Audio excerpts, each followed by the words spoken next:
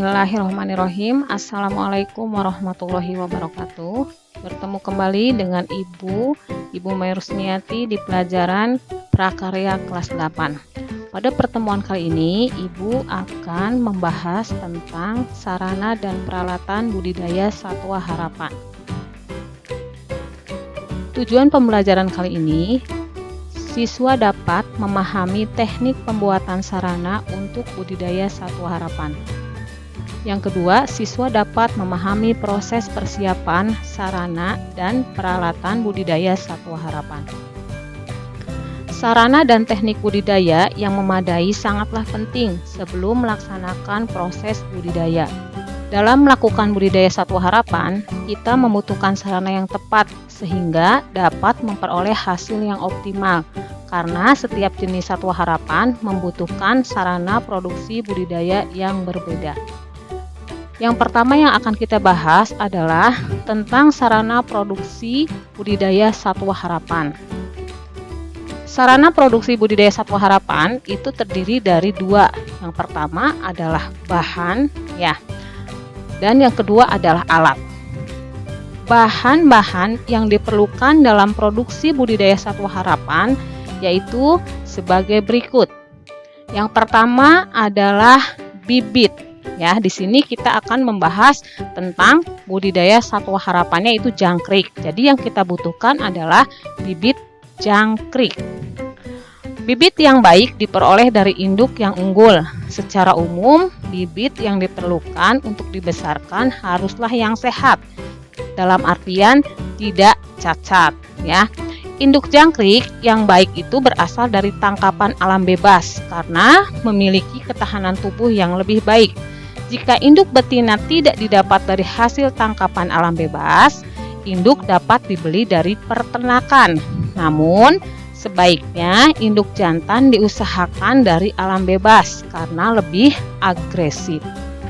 Yang kedua adalah pakan, Pakan ternak adalah semua bahan yang diberikan kepada ternak berupa campuran berbagai macam bahan alami dan buatan untuk memenuhi kebutuhan zat makanan yang diperlukan bagi pertumbuhan, perkembangan, dan reproduksi. Pakan memegang peranan penting dalam budidaya satwa harapan. Zat pakan yang berkualitas baik dan mengandung gizi yang cukup akan berpengaruh baik terhadap ternak tersebut, yaitu tumbuh sehat, cepat gemuk, berkembang dengan baik, jumlah ternak yang mati atau yang sakit akan berkurang, serta jumlah anak yang lahir dan hidup sehat meningkat. Kemudian yang ketiga ada obat-obatan, Kegiatan budidaya kadang mengalami kendala, seperti serangan hama dan penyakit yang mengganggu proses pertumbuhan. Obat-obatan dapat diberikan untuk pencegahan dan penanggulangan hama dan penyakit. Yang keempat ada air. Air yang digunakan dalam budidaya ternak harus mempunyai persyaratan tertentu agar ternak dapat tumbuh dengan baik. Fungsi air lainnya adalah untuk menjaga kelembaban udara sekitar kandang atau media hidup satwa harapan. Yang kelima ada kandang. Kandang ternak adalah bangunan yang dapat digunakan untuk melindungi ternak dari pengaruh cuaca buruk seperti hujan, panas matahari, angin kencang, gangguan lainnya. Secara genetik, ternak memiliki sifat dan kebutuhan yang berbeda-beda. Meskipun demikian, ada syarat minimal kandang ternak yang harus dipenuhi, yaitu yang pertama, ternak dapat bergerak dengan nyaman di dalamnya. Yang kedua, kandang ternak dapat menunjang produktivitas. Yang ketiga, kandang memiliki sirkulasi udara yang lancar. Yang keempat, kandang mudah dibersihkan. Sekarang yang kedua yaitu tentang peralatan budidaya satwa harapan. Di sini alat yang dibutuhkan yang pertama ada tempat minum, tentunya untuk minum satwa harapan tersebut. Yang kedua ada tempat makan, yaitu sebagai tempat makanannya. Yang tiga ada timbangan, yaitu tempat menimbang hewan tersebut. Yang keempat ada sprayer ya atau penyemprot ya. Nah, yang kelima ada serok yang berguna sebagai pembersih kotoran yang ada di dalam kandang ya.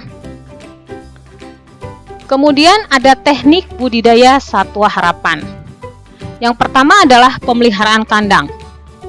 Kandang yang bersih dan nyaman sangat penting dalam budidaya satwa harapan.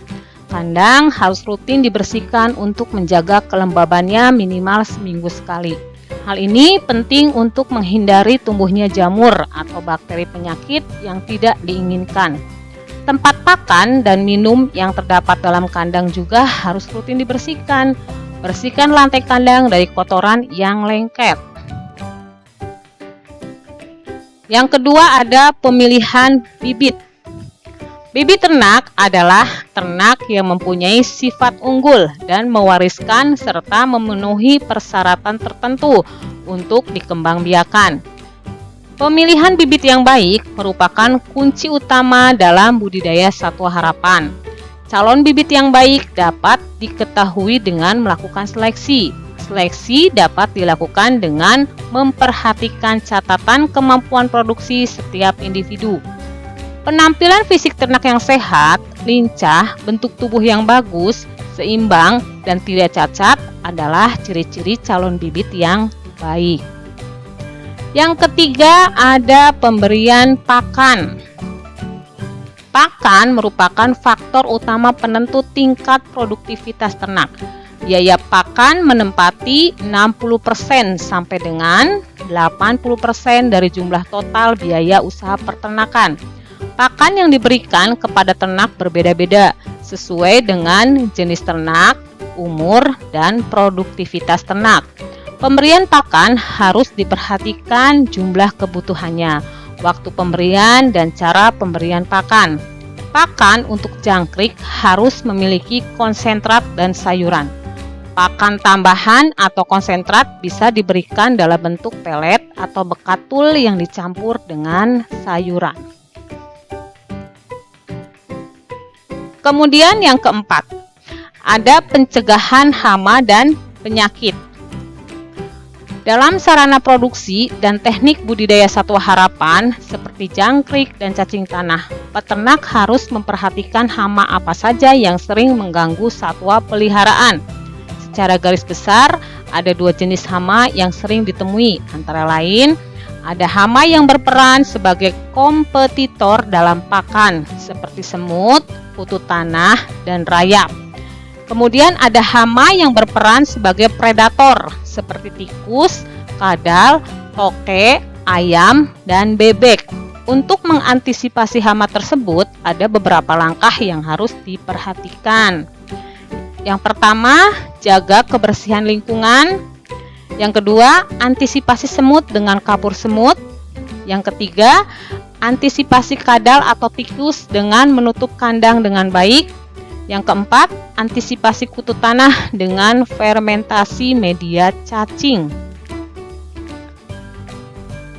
Selanjutnya ada tahapan budidaya satwa harapan. Di sini Ibu akan membahas tentang budidaya satwa harapan, yaitu berupa jangkrik ya. Nah, ketika kalian akan membudidayakan jangkrik ya, yang harus kalian persiapkan yang pertama adalah penyiapan sarana dan peralatan kandang jangkrik ya. Yang kedua ada pembibitan jangkrik, yang ketiga ada pemeliharaan jangkrik, yang keempat ada pemberian pakan jangkrik, yang kelima ada pemeliharaan kandang, yang keenam ada pencegahan hama dan penyakit, yang ketujuh adalah panen jangkrik ya. Nah, itulah yang dapat Ibu jelaskan tentang budidaya satwa harapan. Semoga bermanfaat.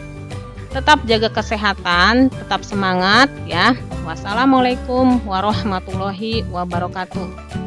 Sekian dan terima kasih.